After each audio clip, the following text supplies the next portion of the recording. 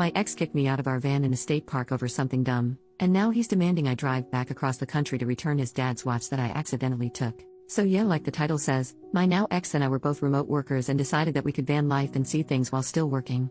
We lasted about a month, and last week he flipped out over the way I sipped my coffee and told me I had to leave. I thought he meant like we would pack up and figure out how to get me home. No, he meant I needed to get out with all my crap in the middle of a state park in New Mexico and figure it out.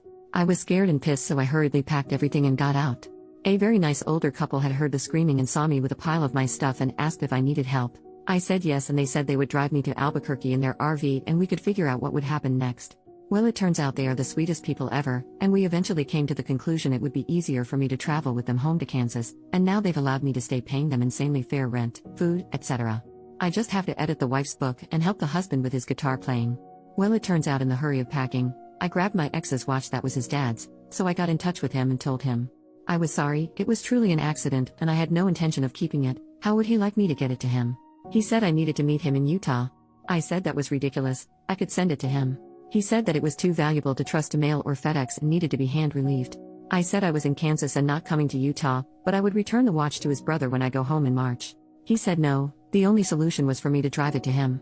I said I didn't even have a car. He said you're probably effing half of Lawrence, use one of theirs. At that point I blocked him. The watch is pretty valuable and has a lot of sentimental value, and I will return it. It was my oversight that I have it in the first place. What are my obligations to follow his instructions to get the watch back to him? Edit. Wow, this blew up. For the people asking, it is a lower-end Rolex watch. It still has all the original box and even receipt when his dad bought it, but it was well worn, so he's never been sure how much it's worth. I guess a few hundred, maybe $1,000, so I'm not sure. I'm not going to keep it or destroy it since it's not mine in any way. Relevant comment number 1, you gave reasonable options. Let's say he files a police report that you stole it. You have proof that you contacted him and asked where you could send it. He declined. Relevant comment number 2, dude sounds like a psychopath. Do not under any circumstances willingly meet up with him in person ever again. Don't let him know where you live. This level of douchery is a sign of something being very off, and you don't want to be there again when he short-circuits again. You were extremely lucky to have found the people you did. Who knows where you'd be if that had not happened? Update, 1 week later. Well, so lots of mixed advice, but most people said the best option was to contact his brother. Before I did that, I decided to unblock my ex just to give him one more chance to give me an address where I could ship the watch. Here's the actual text conversation. Me, hey, I'm sorry I blocked you. I just didn't appreciate the insults, but I want to get your dad's watch back. Can you let me know where to send it? I'll pay for shipping, no problem. Like less than 30 seconds later. I stashed the watch in your bag because I wanted to prove to myself what an awful person you are, and good job at proving me right again. I was like, wow, so many people in the original said that he probably put the watch in my stuff as I was packing in order to force communication and force the opportunity to see him again. Well, you were exactly correct. I didn't even respond to his text and blocked him again. I have no intention of keeping the watch, so I decided now it was time to contact his brother, who, along with his wife, has always been very nice to me. He was super appreciative, and we spent a couple days going back and forth figuring out the shipping, but the watch arrived to him on Friday and all is good. He even Venmo'd me $1,000 for being so honest, contacting him, etc. I make really good money, so I told him it wasn't necessary at all, but he insisted, so we agreed to donate it to a food pantry here in Lawrence.